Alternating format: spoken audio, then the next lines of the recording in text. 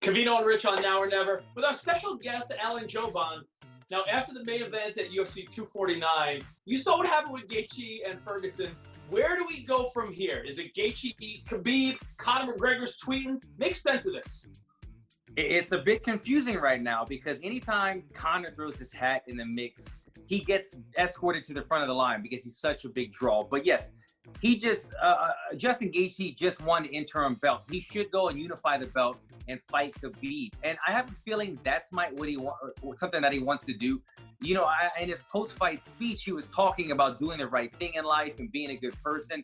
He seems like he threw the interim belt on the floor. He said it didn't mean anything. He wanted the real belt. So that tells me that that's something that he wants to do. He wants to prove that he's a world champion, more so than the money fight with Conor. Although the Conor fight, in my opinion, is probably the better fight, the funner fight. Two guys are going to stand up the whole time rather than grapple the entire time.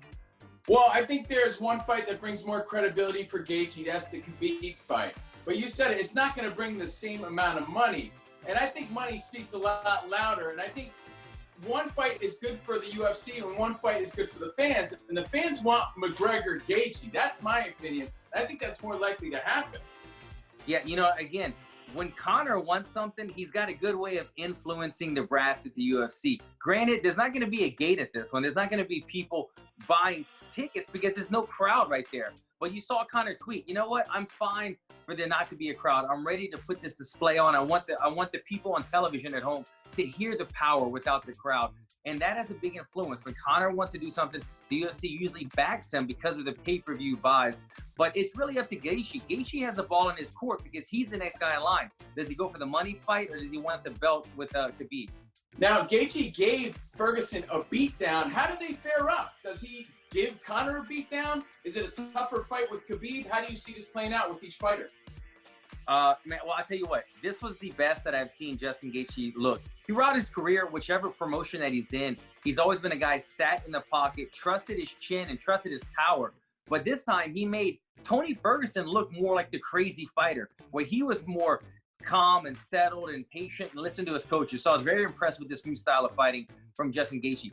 Moving forward, I think Justin has a tougher time against Conor because he likes to sit there and trade punches. Conor is probably the hardest hitter in the lightweight division. And if Conor connects with Gaethje, I don't know if he'll be standing. Let's not forget, Justin Gaethje was finished by Dustin Poirier and by Eddie Alvarez. And both of those men said that Conor was the hardest hitter they've ever faced. So that tells me that if Justin goes against Conor, it might not be a good night for him. It'd be a fun fight for the fans, but I don't know if Justin Gaethje would pull off the win. But I do think Justin Gaethje would be a fun fight against Khabib because Justin Gaethje has a phenomenal wrestling background and he might be able to get some stand-up against Khabib. That'd be a very fun fight, but more a grappling fight than a stand-up fight against Conor. Now, Khabib, obviously everyone wants to see him back in the octagon. Anytime Conor tweets or goes on social media, he's got the hype. What about Ferguson? Here's the guy that was preparing for Khabib. Last-minute replacement, Gaethje. Is Ferguson, like, out of the mix now? You got to feel for the man. I mean, you got to feel for Ferguson. The guy has been fighting the longest winning streak in lightweight history. I think it was 12 or 13 wins in a row, and he never jumped the line. A lot of guys, they'll be number 15, they'll be the number 3 guy, and then be the next in line. But Tony Ferguson systematically fought his way up the top, 15, 14, 13, and so on, to get this title shot. And this was his second shot at an interim belt. He did acquire it the first time, but this is the second one. If I was Tony, though, take a break, man. He fractured his orbital bone. He went 5 rounds. These 5-round fights are doing a tremendous amount of damage on the fighters. In these championship rounds in the 4th and the 5th, these are when a lot of the more dangerous injuries are starting to occur. So Tony doesn't really need to worry about being in the mix. Take a rest, come back and see how the division plays itself out. Well, it's getting exciting. So, guys, what do you think? Should Gaethje fight Khabib? Should he fight McGregor? McGregor's chirping loud today. Let us know here at Now or Never. Thanks, Alan. Thanks for watching ESPN on YouTube. For live streaming sports and premium content, subscribe to ESPN+.